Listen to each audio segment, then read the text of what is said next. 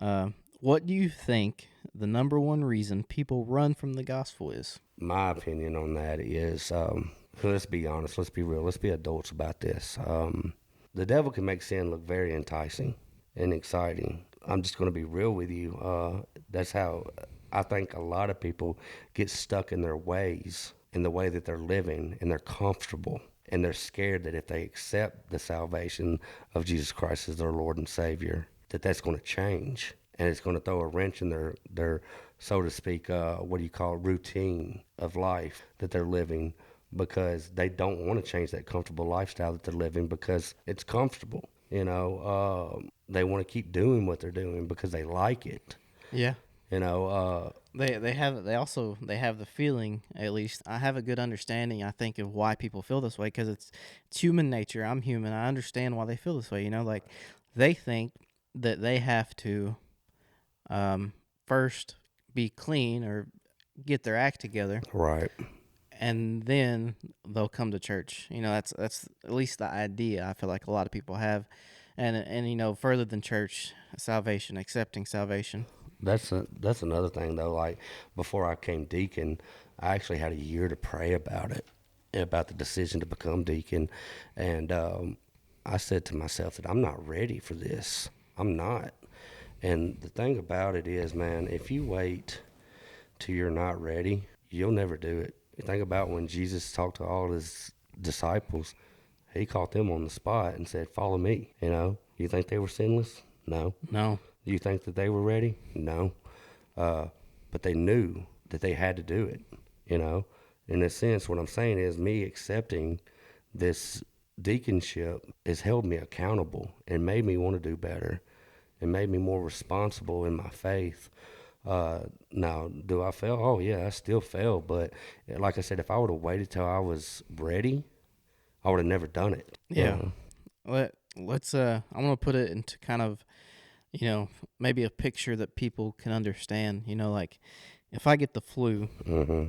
I'm not going to, I'll be like, all right, I need to get better before I go to the doctor. Right.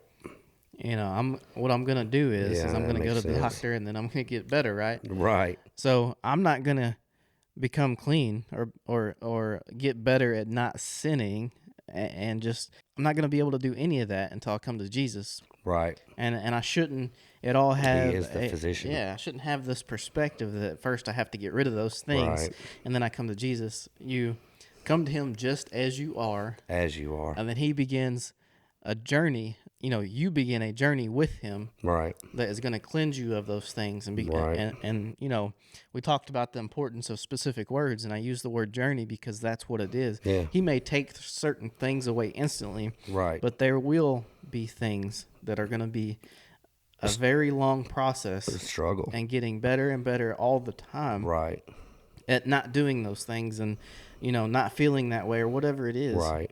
You may have to go on this walk with Jesus, yeah, for a good while before that gets better or even goes away. And there's a verse in the Bible where he talks about, please remove this thorn from my side, and God says no. And I could be wrong about this, but I think some things that we struggle with, God doesn't remove them right away, because I look at it like this, and like I said, leave comments, let us know if you think that I'm wrong about this. But when you have a headache, you reach up on the shelf for that Tylenol bottle, and you take a couple pills, and then your headache goes away, and then you put the Tylenol bottle back on the shelf. Would I ever use that Tylenol bottle if I didn't have a headache? So to speak, I'm saying, would I talk to God if I didn't have issues? I would like to think that I would. Yeah. But some people don't. Like the only time they talk to God is, oh God, I'm going through this, please help me. In my life, I've made it a mission to talk to God throughout the day, and I'm not saying regardless of circumstance. Times are good, times are bad, times are horrible, times are great. Regardless of circumstances, I'm talking to him. But because I've been guilty of putting God on the shelf. Yeah. Oh God, I'm going through this. I don't think you're gonna find people that aren't, really. I mean, I could be wrong, but Yeah, like for instance, this is something small, and I don't know why this keeps popping up in my head, but when I was in high school, I had this computer, and This is very dumb, kind of, but I had this computer, and all of a sudden I noticed it wasn't on my hip. Like, I was like, oh no, did I put it on top of my car before I got to school, drove off, and it landed or something like, and I ran over it? So I was like, immediately I started praying to God. I said, please, Lord, my parents are going to be so mad at me if I messed up my computer. And then someone comes around the corner with it. Hey, you left this in the theater room. I'm like, oh, thank God. But at that point in my life, that was the only time that I talked to God when things were going wrong. When I lost my computer and I was scared of getting in trouble. Like we just talked about, good, bad, ugly. I'm talking to God. I'm glorifying His name. I'm finding comfort in Him. I'm finding joy in Jesus Christ. Because sometimes that's the only thing that brings me joy. You know, I'm not saying that my family doesn't or nothing like that, but sometimes I'm just so down that the only thing that can bring me back is Jesus Christ. Yeah, so I think, I believe we covered at least that specific reason Yeah. people run from the gospel pretty well. And I kind of want to end on, at least on that specific topic, because we're Yeah. going to jump to another one to answer this question. Right. Don't let sin keep you away from accepting salvation Right. and thinking that you have to be perfect to accept it. Do not do that, because I'm not perfect still, and I have accepted the gospel. Right. But let's talk about the next one that I've seen more recently that I've begun to notice. Mm-hmm. And I think this one's so sneaky. It's one of the sneakiest things that people deal with, including myself still yet. Mm-hmm. I think a lot of people don't accept the gospel because of pride, and they think they have it all together. So why do they because need? they're in control. Yeah, why do they need Jesus if they're in control of everything Right. already? They Or I are did this for myself. No one else done it for right. me. They're so well off already, And I've had a couple people recently deny the gospel, saying that, well, I just don't really see a reason that I would need it. My life's good, And I don't want to, talk down about anybody or anything like that. But No, these same people, are lost. I find that they're doing things like taking medication for stuff like depression and anxiety and stuff. And that's, No, you're not saying that's a bad it's thing. not a bad thing. Right. But why not let Jesus help you with that? Right. He could take it away. He could. It may not. Maybe he'll just help you with that. Right. Maybe he'll use that as a platform to get you closer to him Right. and begin to change your life. I don't think anybody has it all together. So it kind of blows my mind that, pride gets people in this specific regard, because Yeah. I don't think there is nobody out there that couldn't, just use help. Couldn't. Sorry, I had to. That could not use help from a divine being that is going to be able to place your life where it needs to be. Right. And, speaking of placing your life where it needs to be, God's going to put you in uncomfortable situations. Yeah.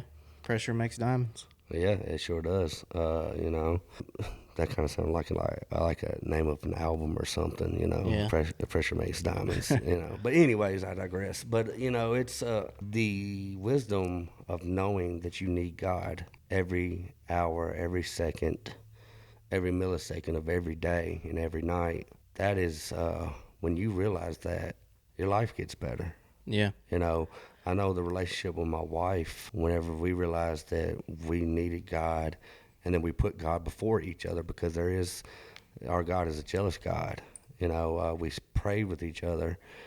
Our relationship got better in every single aspect of it. Anyways, but, every aspect of my relationship with my wife has gotten better. Do we have struggles? Yes, we have struggles, but I find comfort at the end of the day because of God, and our foundation is built on God and our relationship, that it's never going to break. That's the person that I'm going to grow old with, because it's built on God.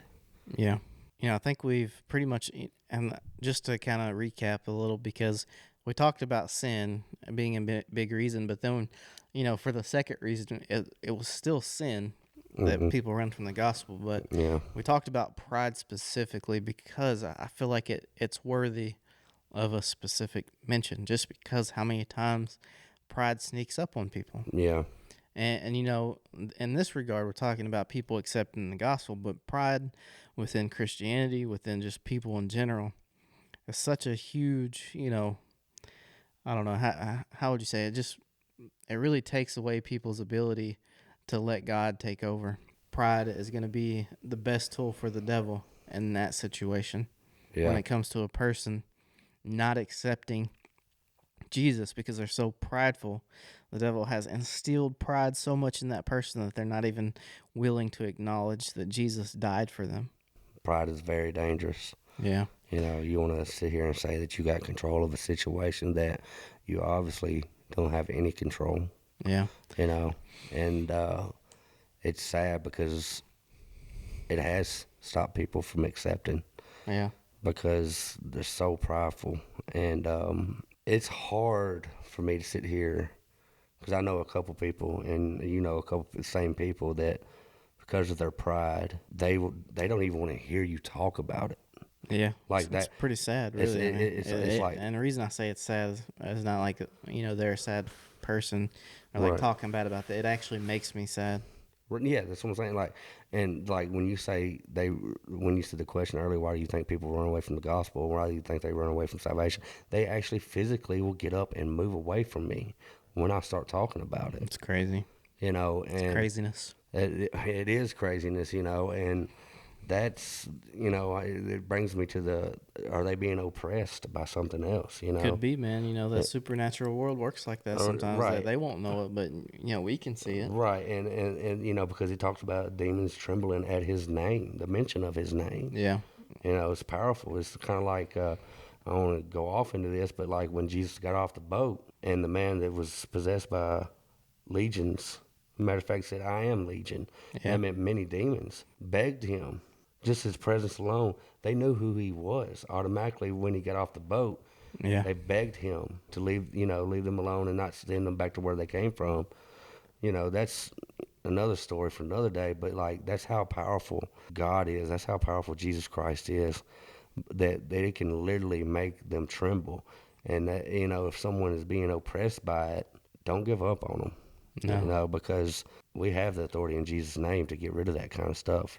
And that's another topic that we could talk on about the gifts one day in another episode of the Yeah, we podcast. could.